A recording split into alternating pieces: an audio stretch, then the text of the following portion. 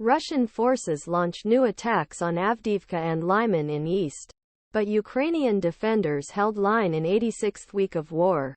Russia has sought to break out of diplomatic isolation, replenish its dwindling arms stockpiles and regain the military initiative it lost in the 86th week of this year's war in Ukraine.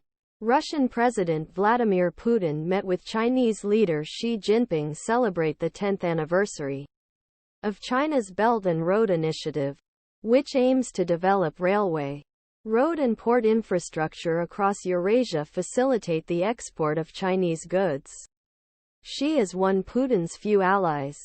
But while there he also met Hungarian Prime Minister Viktor Orban, a symbolic gesture of support for the Kremlin from one Ukraine's so-called allies. Hungary's goal has always been to establish and mutually expand the best contacts, he said. To make matters worse, the White House said Putin received significant amounts of munitions from North Korea. National Security Council spokesman John Kirby said on October 13 that 1,000 containers worth of North Korean weapons may have reached Russia between September 7 and October 1.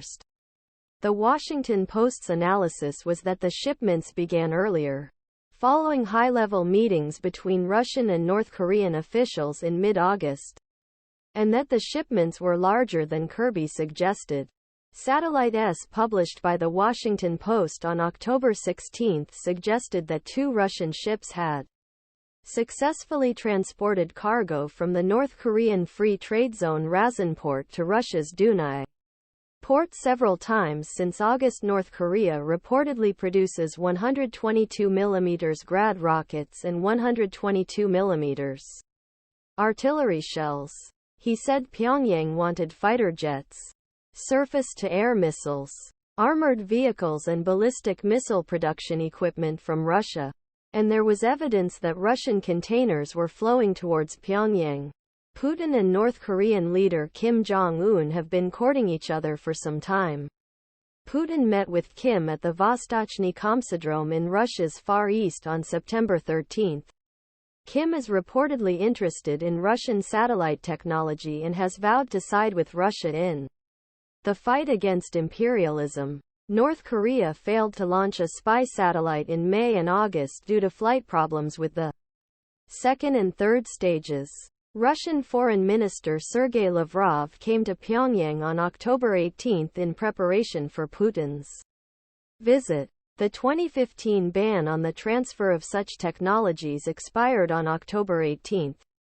Supplies to and from Iran products falling within scope of the missile technology control regime no longer require prior approval. UN Security Council. Russia's foreign ministry said in a statement on Tuesday. Military technology was also supplied to Ukraine during the week. On Tuesday, October 17, the Pentagon confirmed that all 31 M1 Abrams tanks it had promised were on Ukrainian territory. On same day, Ukraine fired the first 18 Army tactical missiles sent by United States with a range of 160 kilometers. It appears that missiles fell